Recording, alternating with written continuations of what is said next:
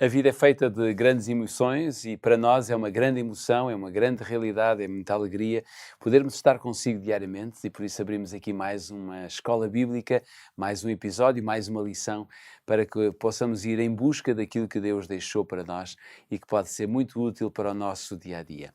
Temos sempre connosco a presença do pastor Pedro Esteves, é com ele que nós conversamos, é com ele que nós vamos vendo ponto por ponto naquilo que é importante salientar a partir da passagem bíblica que lemos.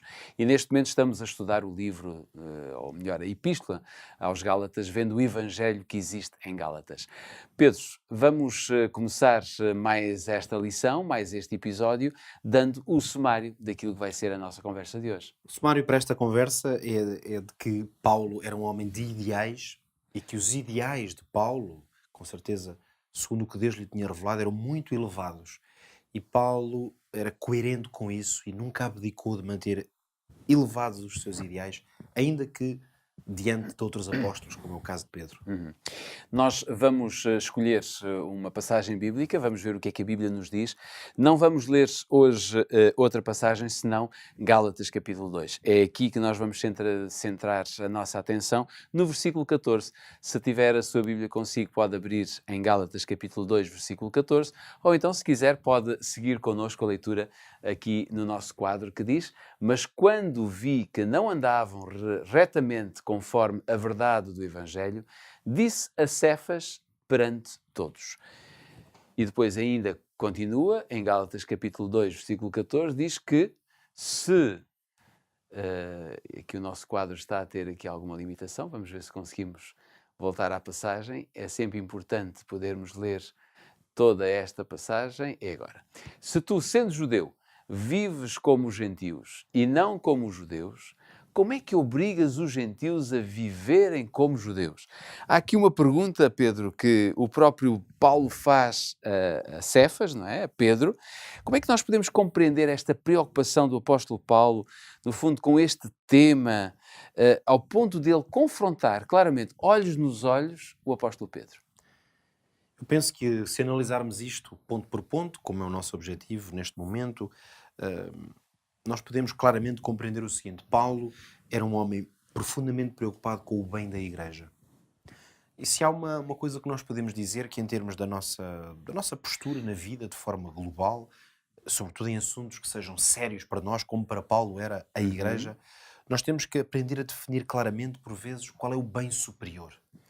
E às vezes há circunstâncias em que o bem superior ele tem que nos levar a tomar algumas decisões ou ter determinadas atitudes. E Paulo tinha esse bem superior muito bem vincado na Esse sua bem mente, não é? superior estava bem vincado e bem claro.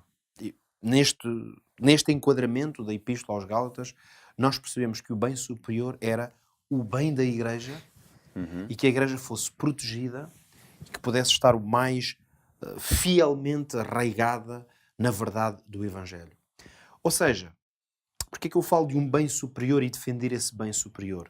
É evidente que, mesmo do ponto de vista da estratégia da Igreja e na proclamação do Evangelho, no avanço desta obra, não havia nenhum interesse em que Paulo tivesse que confrontar Pedro e deixar Pedro talvez até numa situação um pouco delicada, não é? Sendo ele um grande líder da Igreja, um dos que mais perto esteve de Cristo, agora tinha que ser corrigido publicamente E, aliás, pelo diz apóstolo. aqui que o apóstolo Paulo chamou a Cefas perante todos, ou seja, foi público, não foi em privado, não é? Exatamente, foi público, porque é evidente que o comportamento que ele tinha tido, neste caso, em termos práticos, de comportar-se de uma maneira Também envolvia junto dos outros. gentios e depois comportar-se de outra junto dos cristãos de origem judaica, é evidente que isso era uma coisa que era falada seguramente na comunidade, uns provavelmente apoiando e dando umas palmadinhas nas costas de Pedro, outros se calhar por trás criticando e pondo em causa a sua atitude, e é evidente que Paulo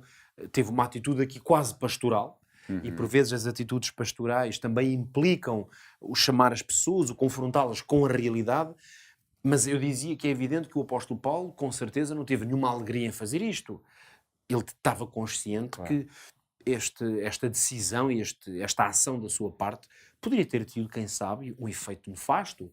Vamos imaginar que Pedro não era humilde neste momento, que não aceitava que refutava as acusações e entrava numa disputa terrível com ele. Um choque. Vamos imaginar o que poderia ter sido aqui, se quiséssemos ir ao limite, poderia ter havido aqui uma espécie de cisão, pelo menos nesta região, porque bastaria o apóstolo Pedro, também com o peso que tinha, não é? Em termos de história e o peso pessoal da sua liderança, dizer, não aceito que me digas uma coisa dessas, e, por exemplo, iniciava um movimento de proclamação do Evangelho separado de Paulo.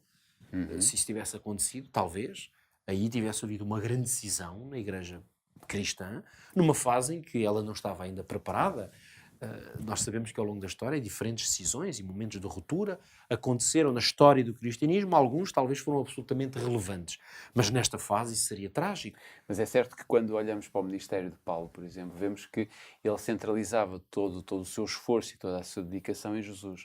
Muito provavelmente Paulo, quando chamou a atenção Cefas, ele estava consciente que essa era a vontade de Deus também.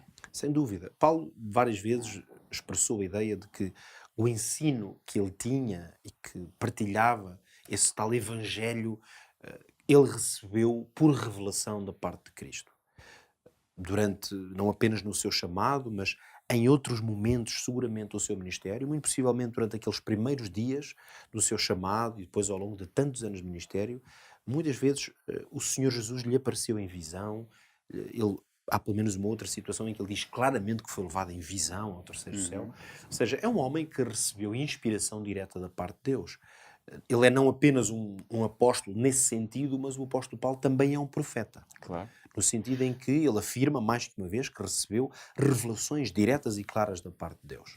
Lembremos-nos a esse propósito que é certo que o apóstolo Pedro, por exemplo, viveu todo o ministério com Cristo, enquanto Jesus esteve nesta terra, e portanto muita da informação, do conhecimento que ele tinha, ele podia fazer referência às coisas que aprendeu com Cristo, mas a verdade é que o apóstolo Paulo não esteve, não fez parte desse grupo inicial. Isso significa que muita da formação, mesmo da profundidade teológica do pensamento de Paulo, vinha-lhe, claro, por um lado, do grande conhecimento que ele tinha do Antigo Testamento, porque essa foi a base da sua formação, toda a sua formação de vida, e, portanto, a partir do momento em que ele faz uma leitura do Antigo Testamento e vê que o Messias e todas essas profecias se aplicavam em Jesus, claro que toda essa bagagem lhe foi muito útil, mas a verdade é que para muito do que ele veio a escrever sobre o Evangelho, sobre a vinda de Jesus, sobre a morte, sobre a ressurreição,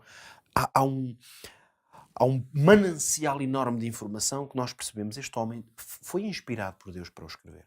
Isto significa então para dizer o quê?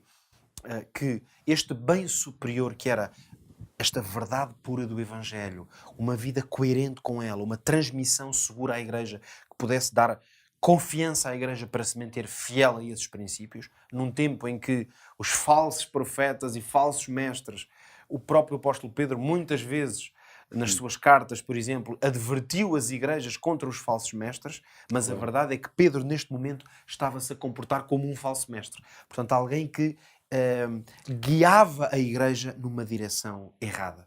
Ora, quando nós lemos, por exemplo, o versículo 11, que quando o apóstolo Paulo diz que quando chegou Cefas ou Pedro a Antioquia, ele resistiu-lhe. Porquê? Porque ele era repreensível. Vê-se claramente que o apóstolo que quer dizer com isto é: se ele não fosse repreensível, longe de mim ter feito tal coisa. Mas a verdade é que o ideal do apóstolo Paulo, como dissemos há pouco no sumário, era muito alto, especialmente para aqueles que tinham responsabilidades. Por isso, o que é que podemos dizer aqui? Que Paulo estava convencido que Pedro, pela responsabilidade que tinha, deveria ser mais irrepreensível do que era. Olha, como é que nós podemos colocar tudo isto que acabámos de falar, digamos que no aprende falando, ou fazendo neste caso, não é? Nós nunca podemos esquecer que é muito fácil sermos engodados pelo engano. O engano, ele tem formas ardilosas de nos tomar.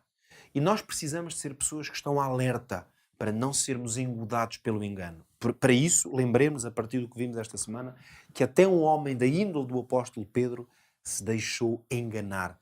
Por isso, estejamos muito alerta para que o engano não leve a melhor sobre nós.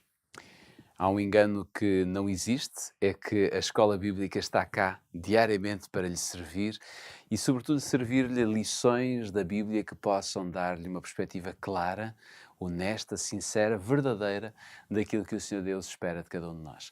Fica aqui o nosso muito obrigado por ter estado connosco hoje.